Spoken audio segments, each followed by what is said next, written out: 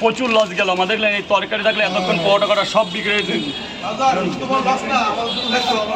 দুর্ভাগ্য না সৌভাগ্য, তরকারিটা ফুরিয়ে গেছে, কিছু করার নেই, প্রচন্ড চাপ ছিল। 12টা পরোটা কত হবে তাহলে সেই হিসাব করলে 80 টাকা। এই নিন 100 টাকা।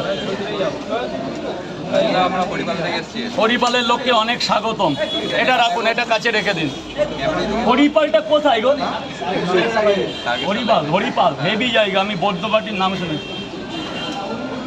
আর ওখানকার মানুষ হেভি হেভি নিশোকে মানুষ, আমি জানি তো, এই লাইনে আমি গেছি না, সাগর দিঘি।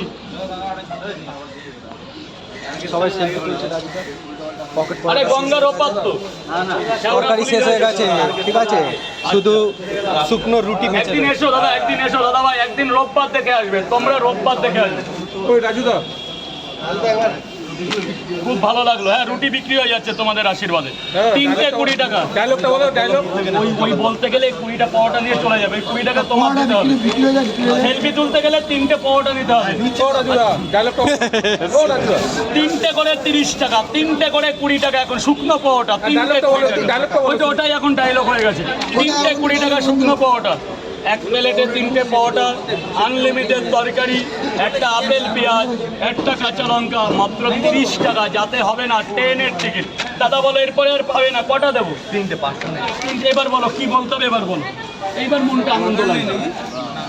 বলো বলো কি বলো, ঝটপট বলো। পরোটা 3টে করে ভিডিও করে দাও। 3টে পরোটা নিয়েছো, কি বলতে হবে? না আমি এসেছি সেই জন্য বলছি। কোথা থেকে এসছো বলো? কি ফোনই এখনো টিপতে পারলে না।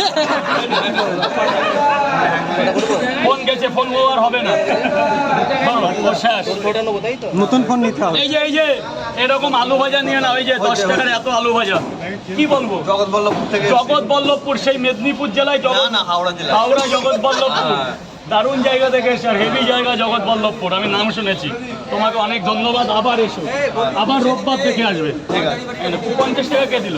কেন 30 টাকা? হ্যাঁ অবশ্যই বলবো। ছটা দেবেন।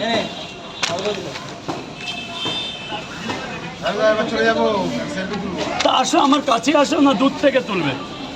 ও কি রে, এই যে 10 টাকার এত আলু ভাজা। ভেতরে গিয়ে খাও বাবা। ঝোল ফোল লাগিয়ে দিও না। ওটা আর নেই, ঝোল সব খেয়ে ফেলছে, সব চেষে খেয়ে